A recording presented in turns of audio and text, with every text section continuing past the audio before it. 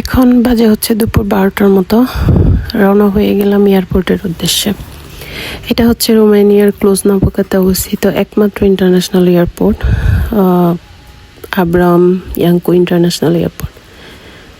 এটা সিটি থেকে বেশ খানিকটা দূরে। ট্যাক্সি দিয়ে নর্মালি 15 থেকে 20 মিনিট সময় লাগে, আর বাসে গেলে 40 থেকে 50 মিনিটের মতো। এটা আসলে ডিপেন্ড করে ট্রাফিকের ওপর। যাই হোক, আমার ফ্লাইট ছিল 2:20-এ, তো আমি সবসময় চেষ্টা করি 2 ঘন্টা আগে এয়ারপোর্টে থাকার। আজকে বোর্ডিং পাস এবং সিকিউরিটি চেক ইনের সময় আমার একটু প্রবলেম হয়েছিল, সেটা আপনাদের সাথে শেয়ার করব, যদিও আমি ভিডিও ক্লিপস নিতে পারিনি। সো বোর্ডিং পাস নেওয়ার সময় এক আফ্রিকান অফিসার ছিল। ও সব কিছু চেক করে আমাকে জাস্ট জিজ্ঞেস করে, তোমার কোনো চেক ইন লাগেজ আছে কি না। আমি ওকে বললাম না।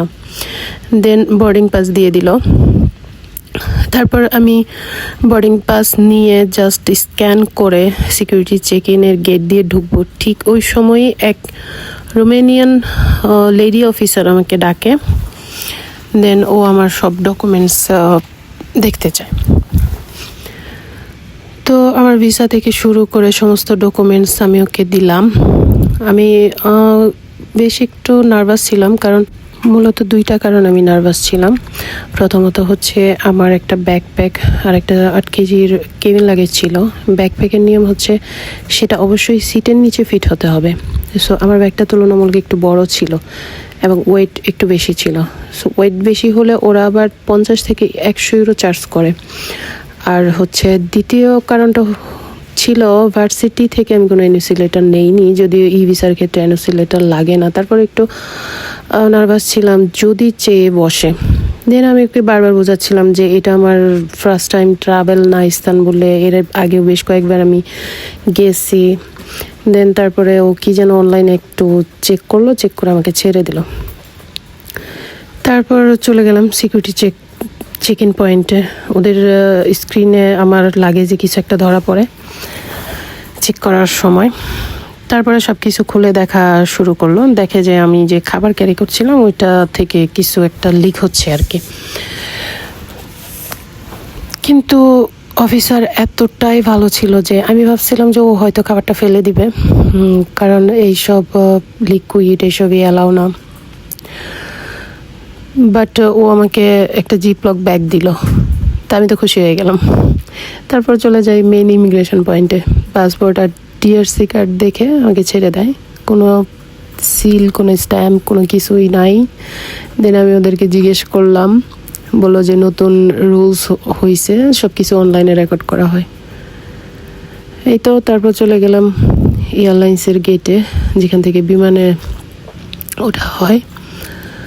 ওখানে গিয়ে দেখি মনিটরে দেখাচ্ছে যে আমার ফ্লাইট 1.5 ঘন্টা ডিলে হয়েছে। কি জ্বালা! ডিলে হওয়ার পরে আমার ফ্লাইট ছিল হচ্ছে 3:50-এ, আর আমি গিয়ে পৌঁছালাম হচ্ছে 5:10-এ, 1 ঘন্টা 20 মিনিট। যদিও টিকিট কাটার সময় অনলাইনে দেখায় 2 ঘন্টার মতো লাগে, বাট 2 ঘন্টা আসলে সব কিছু মিলিয়ে 2 ঘন্টা লাগে। প্রায় 2 ঘন্টা যাত্রা শেষে তো আমি পৌঁছে গেলাম ইস্তানবুল এয়ারপোর্টে, যা বিশ্বের অন্যতম বড় এবং ব্যস্ত আন্তর্জাতিক বিমানবন্দর। এখান থেকে বিশ্বের শত শত গন্তব্যে সংযোগ পাওয়া যায়। যদি আপনারা রোমানিয়া থেকে তুরস্কে ভ্রমণ পরিকল্পনা করেন, তাহলে ক্লুজ-নাপোকা থেকে ইস্তানবুলের এই সরাসরি অ্যানিমা উইংস ফ্লাইটটি বিবেচনা করতে পারেন।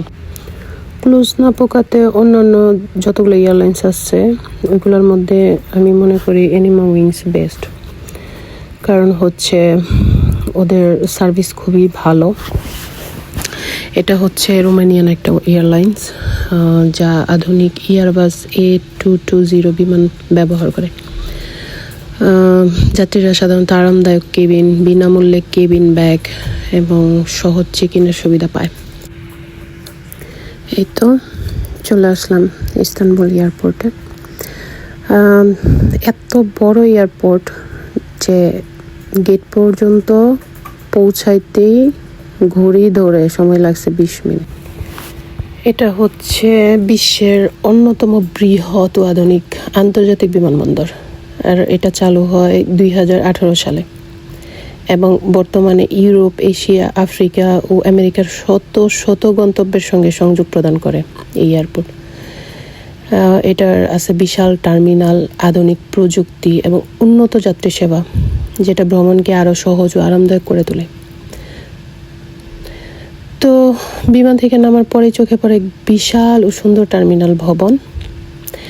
ভেতরে আছে অসংখ্য ডিউটি ফ্রি শপ, আন্তর্জাতিক ব্র্যান্ডের বিভিন্ন দোকান, restaurant, cafe, money exchange, ATM, free wifi এবং আছে আরামদায়ক অনেক বসার জায়গাও।